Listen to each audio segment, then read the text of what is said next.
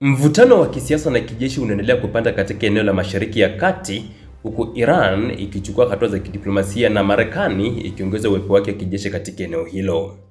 Hali hii inakuja wakati mazungumzo kati ya mataifa hayo mawili kuhusu mpango wa nyuklia yakiwa yamekwama na kuzua hofu ya kuongezeka kwa mgogoro mkubwa zaidi. Waziri wa mambo ya nje wa Iran, Abbas Araghchi, anatarajiwa kuanza ziara yake ya haraka ya kimataifa itakayompeleka katika Islamabad, Muscat na Moscow.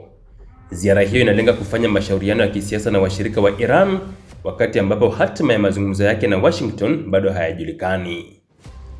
Hatua hiyo inafanyika huku kukiwa na sintofahamu kubwa kuhusu iwapo Iran itakubali kurejea kwenye mazungumzo zaidi na Marekani.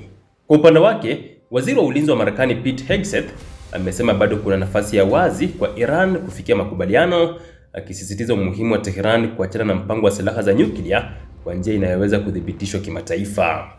Wakati huo huo, Rais wa Marekani Donald Trump ameonyesha matumaini makubwa kwa kukutanisha viongozi wa Israel na Lebanon katika siku za hivi karibuni. Hatua hii inafuatia uamuzi wa kuongeza muda wa makubaliano dhaifu ya usitishaji vita dhidi ya Lebanon kwa wiki 3 zaidi, hatua inayolenga kupunguza mvutano katika eneo hilo. Katika upande wa kijeshi, Marekani imeongeza nguvu zake kwa kutuma meli nyingi za kivita katika Mashariki ya Kati.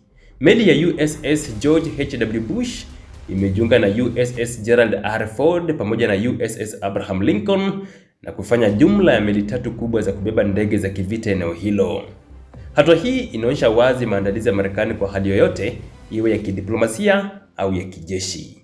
Kwa ujumla, hali ya sasa inaonyesha mchanganyiko wa juhudi za kidiplomasia na maandalizi ya kijeshi, hadi inayoongeza wasiwasi mkubwa wa uwezekano wa mgogoro mkubwa zaidi. Wakati Iran ikijaribu kuimarisha uhusiano wake na washirika wake wa kimataifa, Marekani nayo inaweka wazi kuwa iko tayari kulinda maslahi yake kwa njia zozote zile.